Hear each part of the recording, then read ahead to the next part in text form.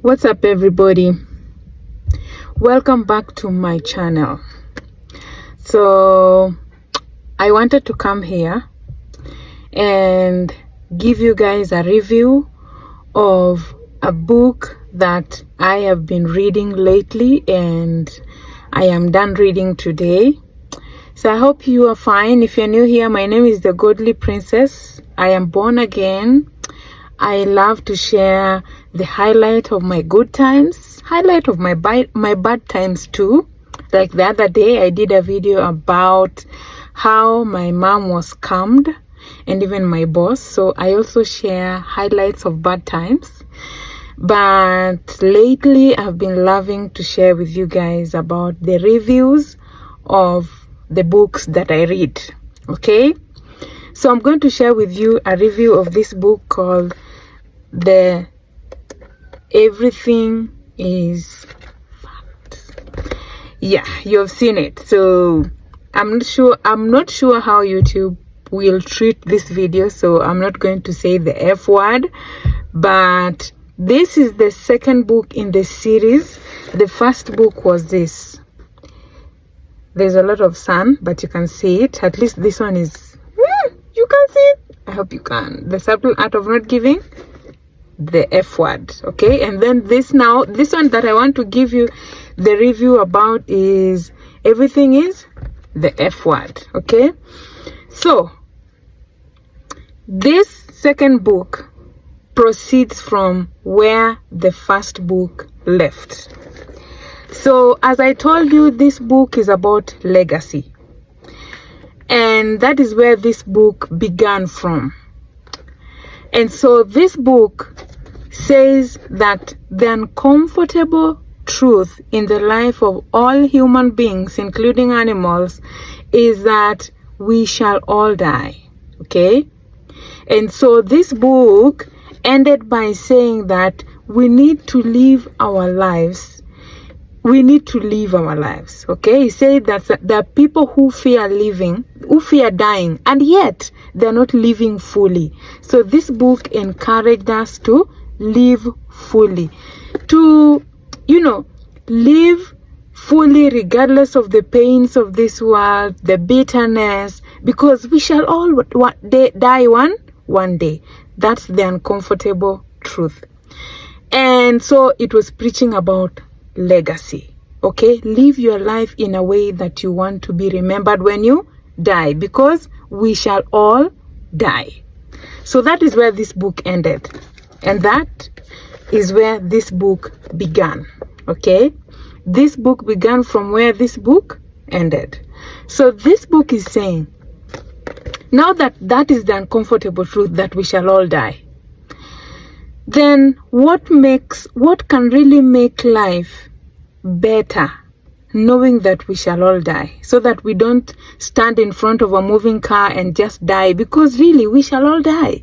So this book is saying it's a book about hope.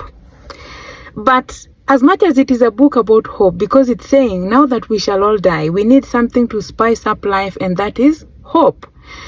Hope is what keeps us alive, even as we wait for our death, right? That we should have hope regardless of what is happening in this world. But don't go into reading this book thinking that it is about basically hope. This book transcends what hope is about. This book brings to us some element of hope that you may not want to listen to, that you may not embrace, okay?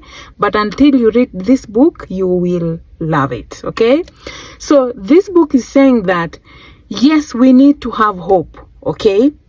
But so many times we have had hope and ended up not living, okay? Because you're like, tomorrow will get better. So you're waiting to live tomorrow, okay? And this book is saying, excuse me, as much as you want to have hope, you also need to have radical acceptance. Radical acceptance is the element of hope you did not know that you needed. Because as much as, yes, there is hope for a better tomorrow, but we have to live today. And the only way we can live today is to accept things the way they are. Radical acceptance. Live your life and enjoy it regardless of the pain. And so there's a chapter in this book that says that hope is the F word, and that pain is a constant in life.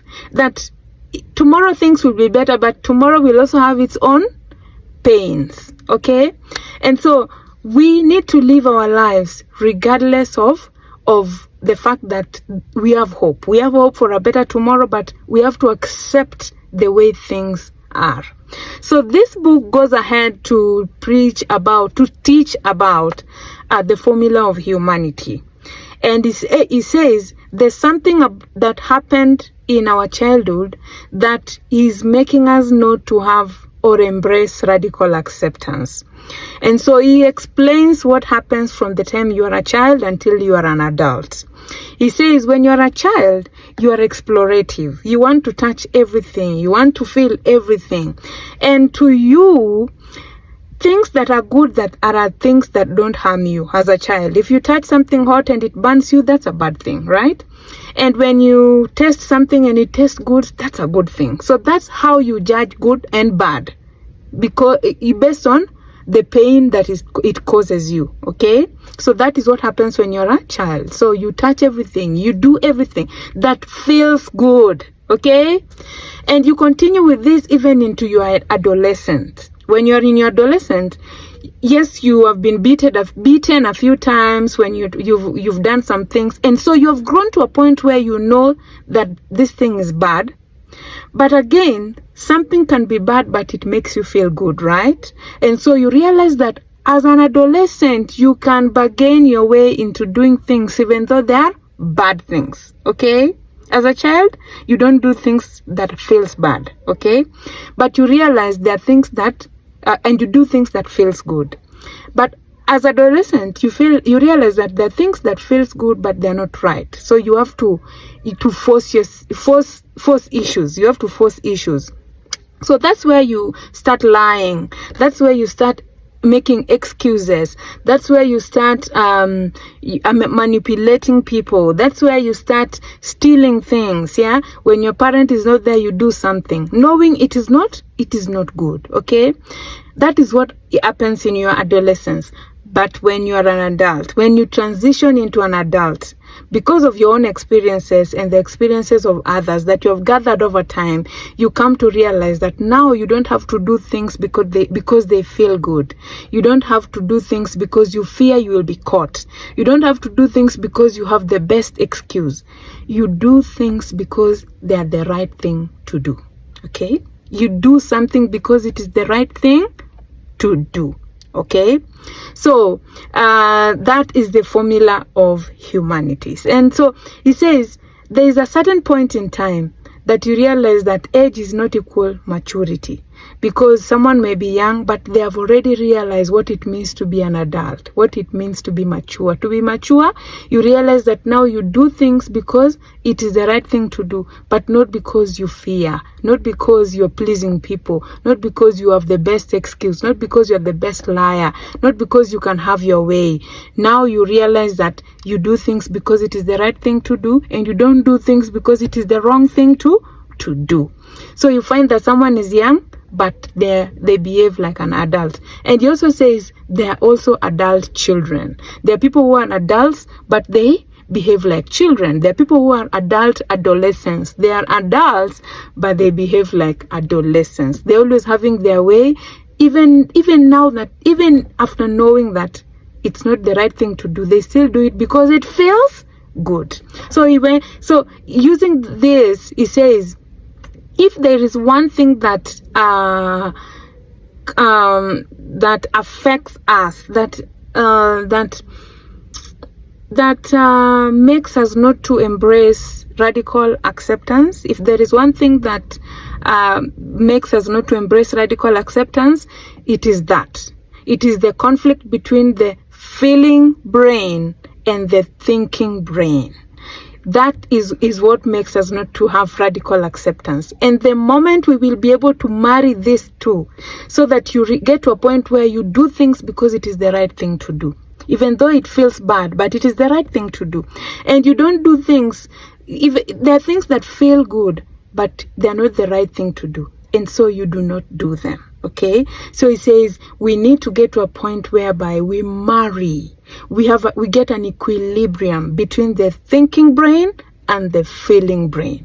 So you need to get to read this book so that you can understand more about the concept that I'm sharing with you now. You will not understand it as much as you will understand it when you read it on your own. Okay, darling? Yeah, so this book is a good one, except that this guy is a deep writer. Okay, he's a deep writer, he's a deep thinker, he's a philosopher, he's a psychologist, he's a sociologist, he's a scientist. So his style of writing is so deep. So get into this book if you are a scholar, if you are a lover of wisdom, if you are a lover of knowledge, then get this book. But if you're not, I want you to know that this book is about hope, yes, but it is a polished kind of hope. Okay, knowing that as much as we are hoping for good things to happen tomorrow, and things are not good today, but we still have to live our life fully, because of the uncomfortable truth is that we shall all die one day. You want to leave a good legacy? All right, then you have to live fully, and the only way to live fully is to have hope. And as much as we are having hope, for now things are not looking up, we must embrace radical acceptance. Okay, this is what this book is about, and this is why you need this book. So this is our review for today, and I hope that you have loved it, and I wish you all the best in this week, in this new month. I wish you all the very best. Enjoy yourself, and please binge watch my videos, okay, and subscribe, and see you again next time. Ciao.